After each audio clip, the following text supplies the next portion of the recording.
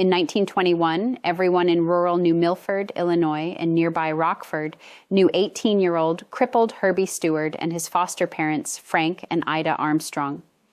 The Winnebago County chapter of the American Red Cross had earlier raised money to have the boy's legs straightened so that he could use crutches instead of crawling around on his hands.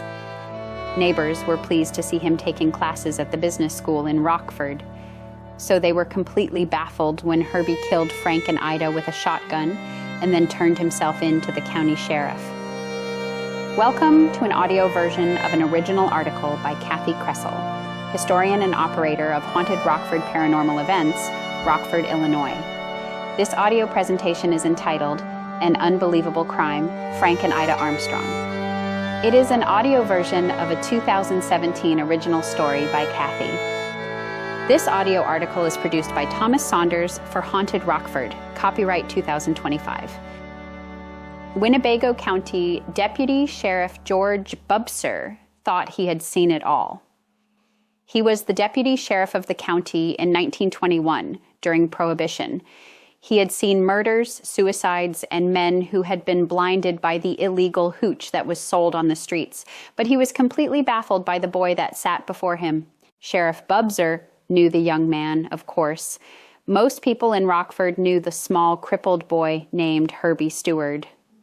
The Winnebago chapter of the American Red Cross had collected money to have the boy's legs straightened so that he could use crutches instead of crawling around on his hands. After Herbie returned from the surgery in Chicago, people were pleased to see him taking classes at the business school in Rockford. The 18-year-old had rigged up a car so that he could use hand levers for the pedals. Though Herbie lived in New Milford with his foster parents, Frank and Ida Armstrong, even folks in Rockford knew the boy. When a police officer brought Herbie into the sheriff's office, neither of the men believed the story the boy told. The sheriff sent some men out to the Armstrong farm in New Milford and was waiting until they reported in. It wasn't very long until he got the phone call. The men described the unbelievable scene they found. They arrived after dark and had to use their flashlights as they opened the door to the darkened house. The small beams of light illuminated the gruesome scene. They first spotted the body of Frank Armstrong lying in the doorway between the kitchen and dining room. Most of Frank's head had been blown off by the blast of a shotgun. In the dining room, they found the body of 55-year-old Ida Armstrong. Her head was resting on her hands with her face down on her plate of food. The officers were shaken by the scene and backed out of the house to wait for the coroner. Back at the office, Bubser was having trouble matching the brutal crime scene to the young boy in front of him. Bubser asked Herbie to tell his story again. Herbie stated that he knew that Frank was angry with him for coming home late that night.